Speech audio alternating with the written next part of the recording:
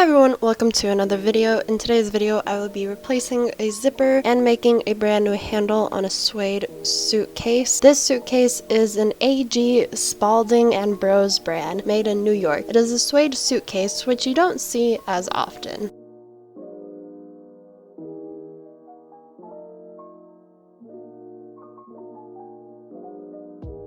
The first thing I worked on was replacing the zipper since that would be the easiest thing to do on it.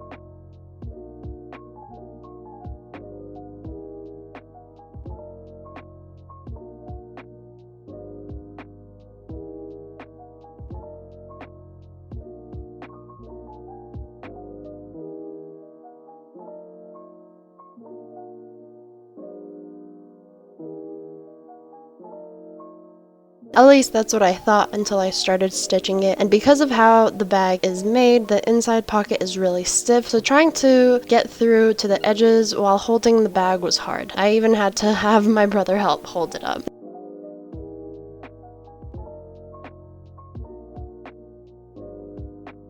Then there was the handle. Now the handle was the most interesting one to do because I had to make a brand new handle for this bag. The metal piece that is inside the bag ended up breaking, causing it to rip the leather on the handle, which caused it to break and not be usable.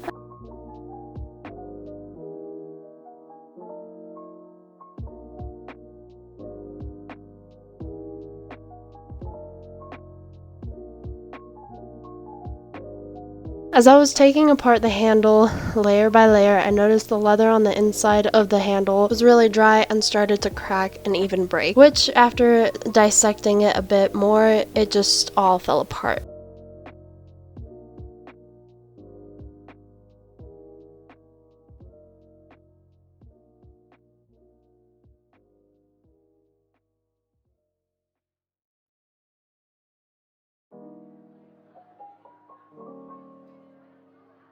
It definitely needed to be completely recrafted from scratch, and that was including the metal piece that was inside. One thing I did use for the old handle was a piece of foam that they put on the inside of the handle because that was still intact. The handle had about 4 layers of leather, and that is not including the outer side of the handles. So I used a very thick cowhide leather and traced the pieces that would be the outside of the handle and traced on a thinner leather, and used the pieces that were intact that go on the inside of the handle piece.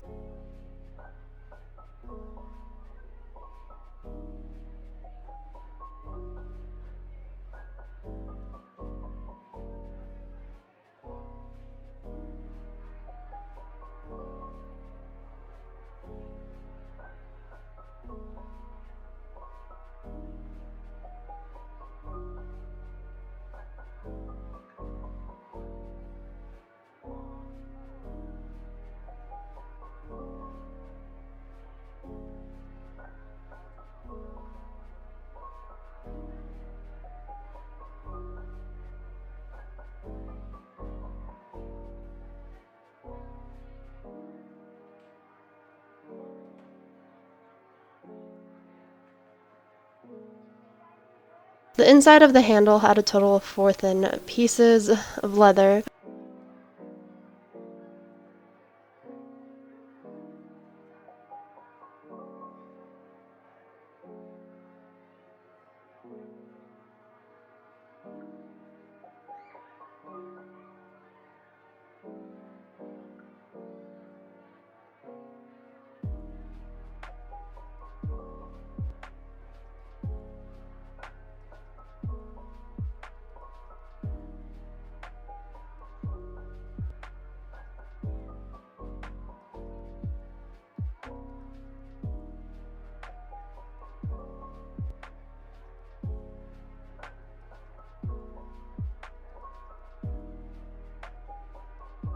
I also took a piece of thin metal that was laying around at the shop. Because of the metal having holes in it in the middle of it, and because of me cutting it in half, it had really sharp edges, so I had to sand those down and round them out so they wouldn't cut into the leather and have the handle rip again. Taking the metal, I folded it around the D-rings of the bag to show where most of the leather pieces should go, then started gluing 2 pieces of the leather on either side of the metal, the top and bottom. The outer leather pieces I stained with a dark brown Juvicure so it had more of an oiled look to it.